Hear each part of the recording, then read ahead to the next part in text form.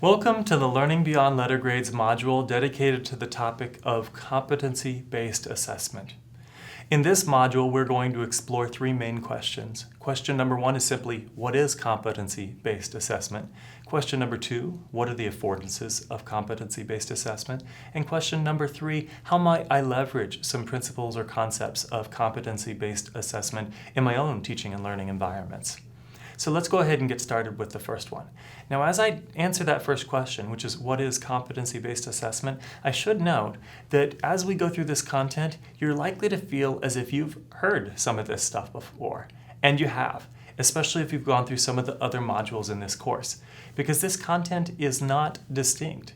A lot of the topics that we've explored begin to sort of merge over time, and you can actually use them together. So you might hear a hint of personal or self-assessment in some of this. You might hear hints from the portfolio assessment module. You might hear hints about the difference between formative and summative assessment. You might hear some of those pieces in here as well, and some of the other badges also. So just keep that in mind as we get started. Don't worry and don't let it confuse you. Do note that there's a little bit different emphasis when we talk about competency-based assessment though. So with that in mind, let's get started. What is competency-based assessment? It's simply providing or documenting evidence of performance or learning as it relates to a specific standard or competency. So notice that the key or the focus is a standard or a competency. We have something very clear that we want the learner to achieve, or a standard for them to meet. Let me give you an example about riding a bicycle. So suppose I had the standard that every learner would demonstrate the ability to ride a bicycle 100 feet or longer without falling over or running into anyone or anything. That's my standard. That's the competency that I have.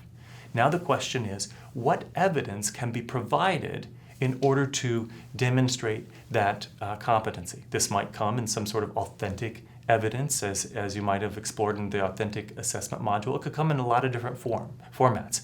But the key is you have a very clear competency or standard that you're going to hold up, and you're going to evaluate any evidence provided based on that standard or that competency. So with our bicycle analogy, let's imagine that you decide to provide for me a videotape of yourself riding a bike. And the videotape includes you riding the bike for 50 feet. And you don't run into anyone or anything, and you don't fall over. Well, you have documented the ability to ride a bike for up to 50 feet without falling over, running into anyone or anything. But remember, the standard was that you would have the ability to ride it 100 feet. So when assessing that evidence, I cannot say with confidence that you have the ability to ride a bike for 100 feet from the evidence that you provided. It's a very neutral piece of feedback. I'm not making any judgment about you as a person or anything. I'm simply looking at what you provided, and I'm saying it doesn't meet the standard as stated. Could you provide additional evidence so that I could verify that you've met the given standard or the competency? And that's one of the benefits of competency-based education in general, is it has that sort of crisp approach to it. Now let's talk a little bit more about benefits. So the second question is, what are the benefits of the affordances of competency-based education? And I've jotted down 5 ideas for you. The first one is competency-based education gives you a lot of focus. And it gives the learner focus, it gives the teacher focus. There's a clear competence or standard. What do we want the students to learn? And that's what drives everything else. In fact, the learning activities, you can assess the learning activities in a course based upon this. If you first start with what do I want them to learn, and then the teacher engages in some activities with the learners, I can judge that learning activity by saying, well, does it help them get closer to meeting that standard or demonstrating that competence? It also allows me to evaluate the value of a given assessment as well. Because if there's an assessment and it's measuring a bunch of stuff that's not related to the standard or competency, then it's not a helpful assessment. So you notice it gives focus to the entire learning experience. A second thing, and actually the second and the third are sort of psychological elements. A second part that standards-based or competency-based education can do, a benefit, is that it can give a challenge and some motivation to learners. We're giving them a clear goal. Here's the bar that we want you to meet, to strive for. And many learners will be motivated by that. So they see the bar and then they want to try to work as hard as they can and work over time to try to reach that bar. It's not you have to do this to get a C, this to get a B, this to get an A. No, here's the bar. How close can you get to meeting it or exceeding it? Can you get over it? And that's sort of the challenge, the invitation that comes. That can be motivating for some learners. A third element, and the second in terms of the psychological pieces, is this idea of anxiety. So learners can get anxious when there's a messy, unclear learning experience. Sometimes learners don't know what we expect from them as the teachers. And that can be really frustrating, especially when you're going into a test and you don't quite know what to study for because the teacher has not made it clear what the test will assess. What standards or competencies will it be assessing? And as a result, you're studying all sorts of things, and they may or may not be the right things. That can add a huge amount of unnecessary anxiety for learners. So a competency-based approach can get rid of some of that anxiety. They may feel challenged still and stretched and even stressed a little, but another level of anxiety can be reduced because at least they know where the bar is. At least they know what they have to shoot for. The next one, the fourth one, is that the competency-based approach can also make the feedback of the teacher or whoever's providing the feedback, it can make it much more crisp. Because good feedback in a competency-based approach is measured by how well does it describe a student's progress toward the competency. Is it doing that? Or is the feedback just sort of random? They're saying, good job, I like the way you write, I like your writing style, I like this and that. Well, those things can be included as well, but somewhere within that feedback, it should very clearly be focused upon, have the students met the standard, or to what degree have they met the standard, or have they progressed toward demonstrating the competence that we want them to demonstrate. Feedback is crisp. Then the students can get that feedback, they can look at it, and in many learning environments, they have a chance to sort of rework, revise, or regroup, and try harder or try to provide additional evidence to reach that standard or meet that competency.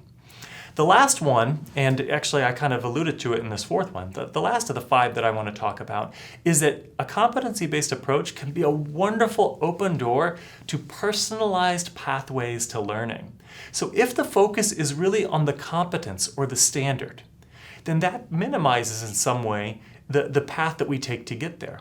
There may be 100 or 1,000 different pathways that one could take in order to demonstrate that competence or that standard.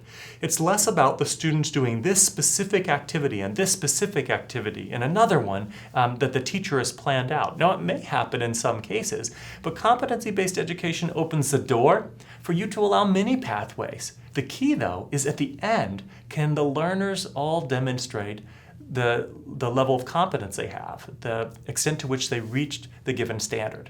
Now those five are pretty powerful affordances, and that's what a competency-based mindset will do for assessment.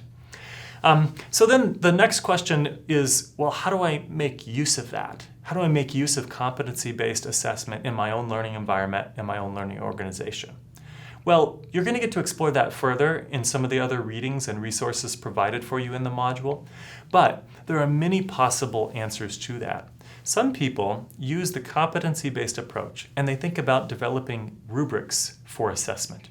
And the rubrics can then stay very focused upon, or checklists, and they stay very focused upon the extent to which the evidence documents, or the artifact documents students meeting a given competence or standard. So a rubric might be one approach, and you've learned about rubrics in some of the other modules likely.